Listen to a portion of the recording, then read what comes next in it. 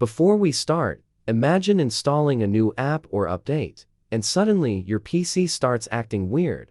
That's where a restore point saves you. A restore point lets you roll your system back to an earlier, working state without deleting your personal files. First, let's create a restore point.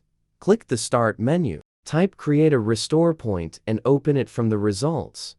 This opens System Properties. Under Protection Settings, find your system drive, usually local disk C. If protection is off, click Configure. Select Turn on System Protection. Adjust the disk space if you want.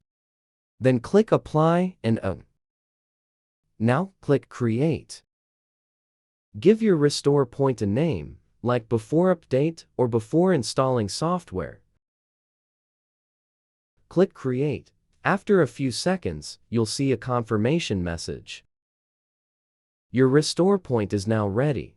Now let me show you how to restore Windows using that restore point.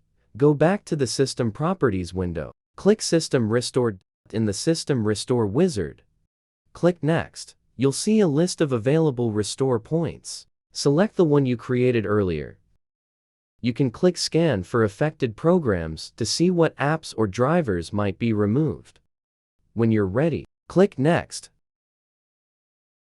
Then click Finish. Windows will warn you that System Restore can't be interrupted. Click Yes to continue. Your PC will restart and Windows will restore your system to that previous state. Once it's done, you'll see a message confirming that System Restore completed successfully. And that's it. Your personal files stay safe, but system settings, drivers, and apps go back to how they were at that time.